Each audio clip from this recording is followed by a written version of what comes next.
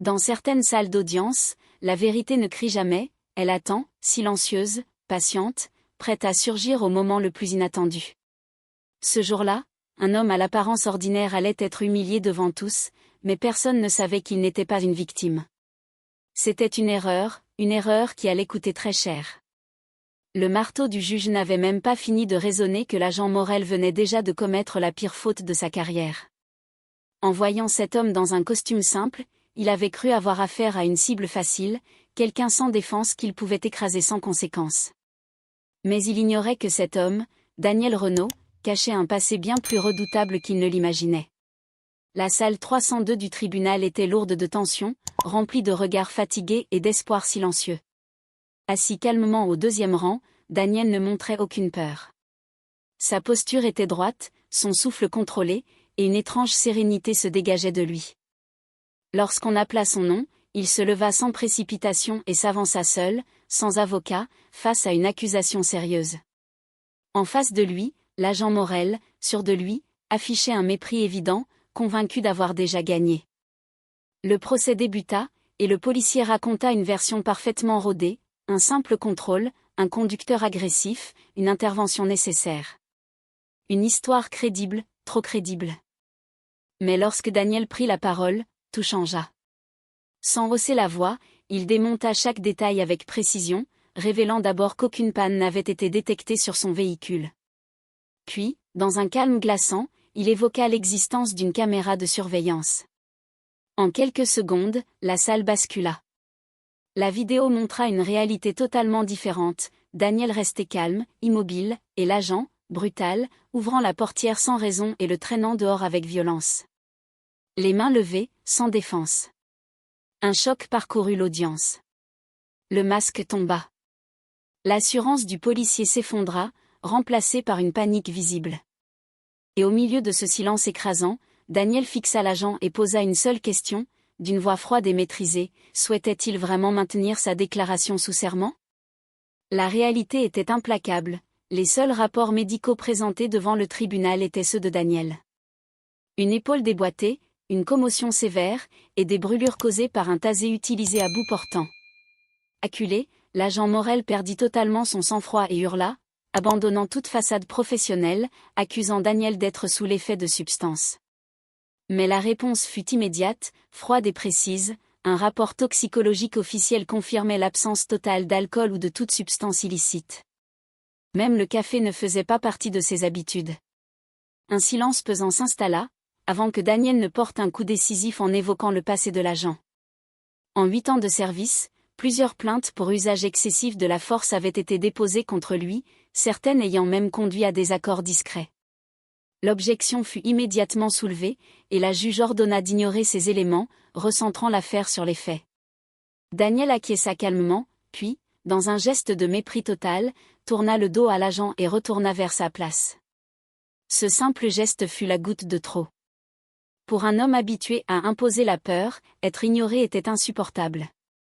La colère prit le dessus. En une fraction de seconde, tout bascula.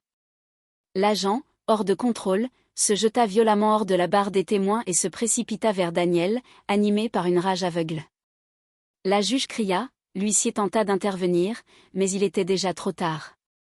L'attaque était lancée. Pourtant, le contact n'eut jamais lieu. Daniel avait déjà anticipé chaque mouvement. Sans précipitation, avec une précision impressionnante, il esquiva, saisit le bras de l'agent, pivota et utilisa sa propre force contre lui. En moins de 2 secondes, l'homme s'effondra lourdement au sol. Immobilisé, incapable de bouger, il fut maintenu fermement, sans violence inutile, mais avec un contrôle absolu. La salle sombra dans le chaos. Cris, panique, confusion totale. L'huissier pointa son arme, hésitant, tremblant. Mais au milieu de cette agitation, Daniel resta parfaitement calme, demandant d'une voix posée d'abaisser l'arme, expliquant qu'il procédait à une arrestation citoyenne face à une agression évidente.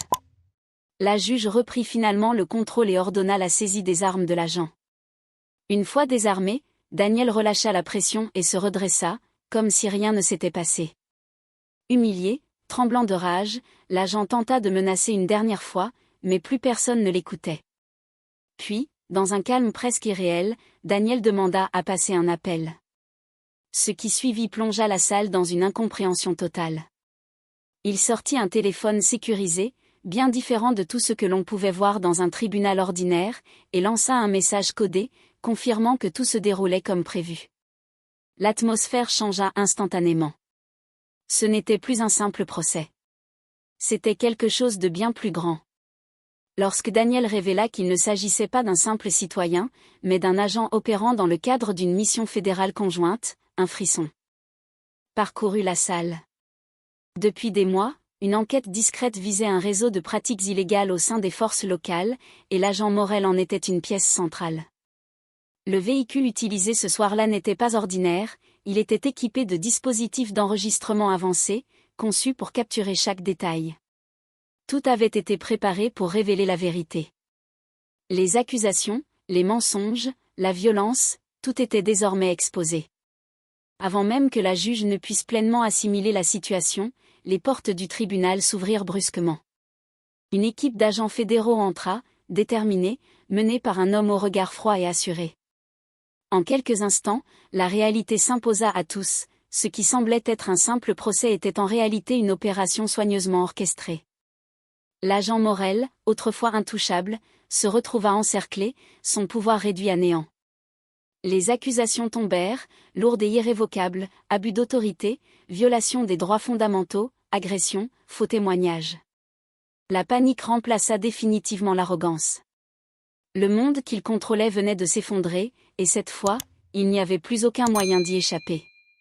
La panique gagna l'agent Morel, et dans un dernier élan désespéré, il cria à l'huissier d'intervenir, accusant les agents fédéraux de l'enlever. Mais l'huissier, figé, détourna lentement le regard, comprenant que tout était déjà terminé. Sans prêter attention aux cris, l'agent fédéral principal poursuivit calmement, révélant que le partenaire de Morel avait déjà été arrêté et avait tout avoué, un système de corruption bien rodé, des extorsions ciblées, de l'argent volé, et même des preuves falsifiées pour faire condamner des innocents. Le nom d'un jeune étudiant injustement emprisonné fut évoqué, et un silence glacial envahit la salle. Le visage de la juge se transforma, passant de la fermeté à une colère profonde et sincère. Elle exigea une réponse, mais l'agent resta muet, brisé, incapable de soutenir le poids de la vérité. Ses jambes cédèrent presque, retenu uniquement par les agents qui l'encadraient. L'homme autrefois arrogant n'était plus qu'une ombre de lui-même. Daniel, lui, observait la scène sans joie, sans triomphe, seulement avec le sentiment froid d'une mission accomplie. Derrière cette affaire se cachait une douleur personnelle, une injustice passée qui l'avait poussé à agir, à devenir le piège parfait pour exposer un système corrompu. L'opération était totale, preuves vidéo, enregistrement, analyse financière, rien n'avait été laissé au hasard. Les fonds détournés avaient été retrouvés, les manipulations exposées, et toute possibilité de fuite venait de disparaître. Daniel s'approcha alors calmement et déclara que tout était terminé, rappelant à l'agent qu'un uniforme ne plaçait personne au-dessus de la loi. Face à ces mots, l'homme éclata en sanglots, incapable de faire face aux conséquences de ses actes. La juge, écœurée, frappa son marteau avec force et ordonna immédiatement l'abandon total des charges contre Daniel, ainsi qu'une révision complète de toutes les affaires liées à cet agent. Elle promit également que justice serait rendue jusqu'au bout. L'arrestation fut alors exécutée, et dans un geste symbolique, les menottes utilisées furent celles-mêmes que l'agent avait autrefois utilisées contre des innocents. Le bruit métallique résonna comme la fin d'une ère. Escorté hors de la salle, sous les regards silencieux du public, il quitta définitivement le pouvoir qu'il croyait éternel. Le calme revint peu à peu. La juge, désormais apaisée, reconnut la force et la détermination de Daniel, lui accordant sa liberté avec respect. Mais l'histoire ne s'arrêta pas là. Les mois suivants révélèrent toute l'ampleur du scandale, procès fédéral, condamnations lourdes, réformes profondes au sein des institutions, et libération de nombreuses victimes injustement condamnées. Quant à Daniel, il disparut comme il était venu, loin des caméras et des honneurs. Car pour lui, ce n'était pas une question de gloire, mais de justice. Des années plus tard, alors que la sentence définitive tombait, il reçut simplement un message confirmant que tout était terminé. Il leva les yeux vers l'horizon, conscient d'une chose essentielle, les plus grands dangers ne viennent pas toujours de l'extérieur, mais parfois de ceux qui sont censés protéger. Et ce jour-là, dans ce tribunal, la justice n'avait pas seulement parlé, elle avait frappé fort, rappelant à tous que l'arrogance finit toujours par s'effondrer face à la vérité.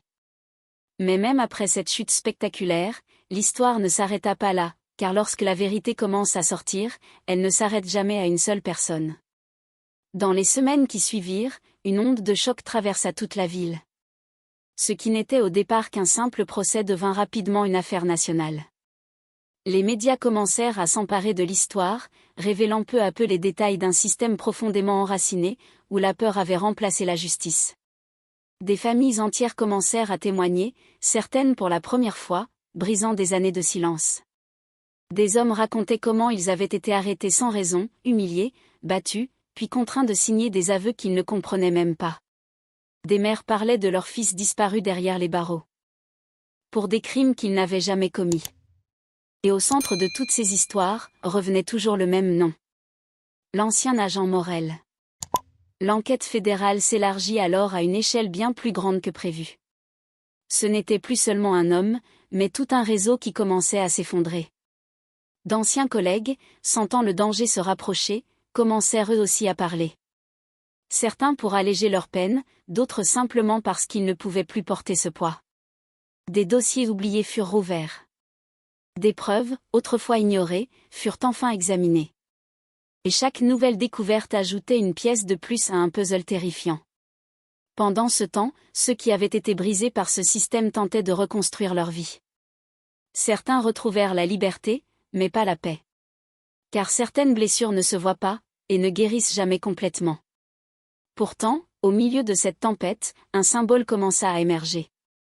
Le nom de Daniel n'était jamais officiellement prononcé dans les médias, mais son action devint une légende silencieuse, racontée de bouche à oreille comme un rappel que même face à l'injustice la plus écrasante, quelqu'un pouvait encore se lever. Mais Daniel, lui, était déjà ailleurs. Fidèle à sa nature, il avait repris sa vie dans l'ombre, loin des caméras, loin des applaudissements. Pourtant, une nuit, alors qu'il pensait avoir tourné la page, son téléphone vibra de nouveau. Un message court, direct. Une autre affaire. Un autre nom. Une autre ville.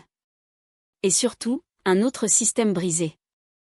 Pendant un instant, il resta immobile, regardant l'écran, sachant exactement ce que cela signifiait. Ce combat n'était pas terminé.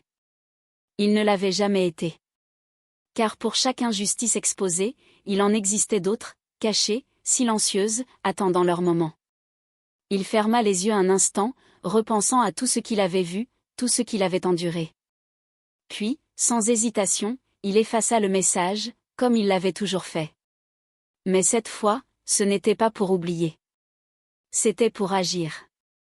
Quelques jours plus tard, dans une autre ville, dans un autre tribunal, une autre affaire apparemment banale allait commencer. Un autre homme allait être jugé. Un autre officier allait témoigner. Et personne dans cette salle ne savait encore que, quelque part parmi eux, se trouvait déjà quelqu'un qui n'était pas là par hasard.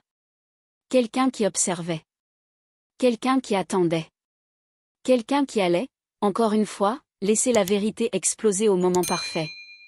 Parce que certaines personnes ne cherchent pas la lumière, elles deviennent l'ombre qui révèle tout. Et ce jour-là, comme le précédent, une erreur allait être commise. Une seule. Mais cette fois encore, elle allait tout détruire.